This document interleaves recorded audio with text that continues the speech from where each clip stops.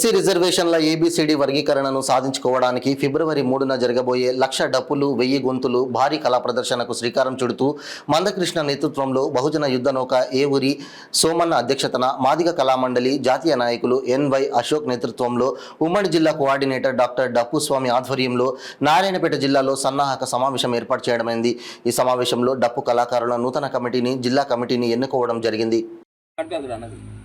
ఈరోజు నారాయణపేట జిల్లాలో 1,00,000 డప్పులు 1000 గొంతుల కళా ప్రదర్శనకు జిల్లా సమావేశం ఏర్పాటు చేయడం జరిగింది। ఈ జిల్లా సమావేశంలో సీనియర్ ఎంఆర్పిఎస్ నాయకులు,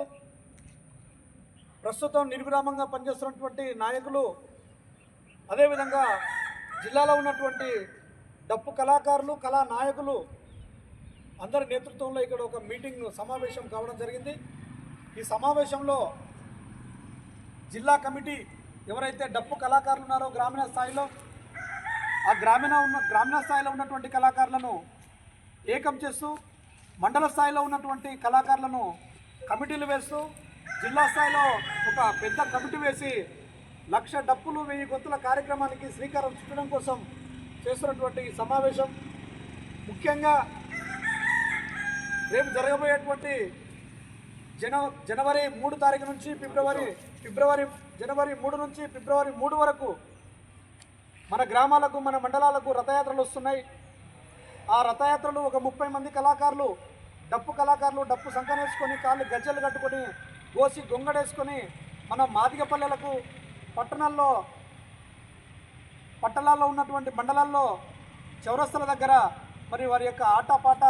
జాతికి జరుగుతున్నటువంటి అన్యాయం ఏంటి, జాతి యొక్క గొప్పతనం ఏంటి అనే అంశాలపైన శ్రీ మందాకృష్ణ మాదిగ గారు చేసినటువంటి 30 సంవత్సరాల ఉద్యమాన్ని స్ఫూర్తిగా తీసుకొని, ఎలాంటి ఉద్యమాలు జరిగినవి, ఇప్పుడు మనకి ఏమి నష్టం జరుగుతుంది, మరి మనల ఏబిసిల వర్గీకరణ కాకుండా అడ్డుకుంటున్నటువంటి వాళ్లకు చెంపపెట్టుగా జరుగుతున్నటువంటి ఈ ఉద్యమానికి ప్రతి ఒక్కరు కూడా గ్రామ స్థాయిలో ఉన్నటువంటి డప్పు కళాకారులైనా, కళాకారులు కాకున్నా, లేదా మీరు ఆఫీసర్లైనా, మీరు ఉద్యోగస్తులైనా, మీరు ఐఏఎస్లైనా, ఐపీఎస్లైనా, డాక్టర్లైనా, ఇంజనీర్లైనా, ప్రతి ఒక్కరూ మీ వృత్తి ఏ విధంగా వృత్తి ధర్మాన్ని కొనసాగిస్తారో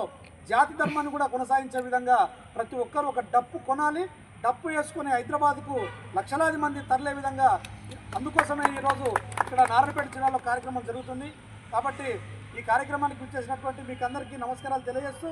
జాతి కోసం మనం పనిచేస్తే జాతి మనల్ని ఎప్పుడూ మర్చిపోదు, ఆ జాతిలో చివరి దశలో ఉంది కాబట్టి ఈ జాతి ఉద్యమం, జాతి విజయోత్సవం దాంట్లో మనమంతా భాగస్వాములైతే మన పిల్లలు వాళ్ళ తరాలకు కూడా మనల్ని గుర్తుపెట్టుకొని చెప్పుకుంటారు। కాబట్టి మనం స్వచ్ఛందంగా పాల్గొని 1,00,000 డప్పులు 1000 గొంతుల కార్యక్రమాన్ని విజయవంతం చేయాలని మిమ్మల్ని అందరినీ కోరుతూ ఉన్నాను।